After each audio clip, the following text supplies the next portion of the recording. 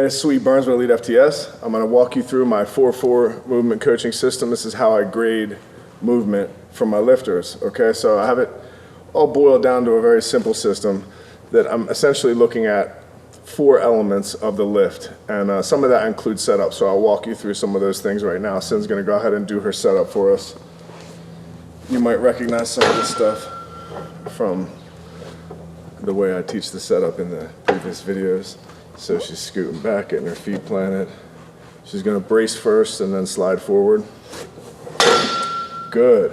And this is an important part. This is one of the things I grade on. She's planted high enough on her traps. So almost the back of the neck is what you want. So if you could take a look here, she's all the way buried. So those traps are buried into the pad. And she's driven back this direction towards the rack, right? She's gonna stay like that throughout the course of the entire movement. She's going to remain driven. That's essential to getting good transfer. And once she takes that bar out of the rack, go ahead, son, take it out of the rack. She's going to reach, do the reaching cue. She's bringing her chest closer to the bar by reaching, right? So she's going to stay driven back and stay reaching. Go ahead, descend and press. Press. Descend. Press. Good, again. Press. Good. Rack it. So I'll tell you some of the things I'm looking at here as I'm looking through this lift and sort of grading it with the method I just told you about. So first of all, her traps were buried. She was planted high on her traps. She stayed driven back. She engaged the reaching cue. That's for positioning. That's one aspect of it.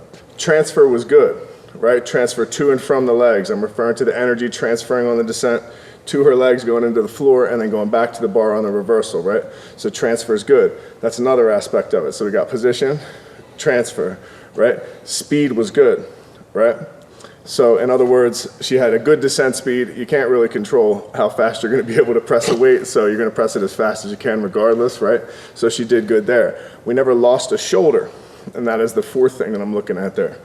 And it's actually engaging the reaching cue that allows us to make sure that we're not going to lose a shoulder. So losing a shoulder is the most common reason that people will fail on a raw bench press max attempt.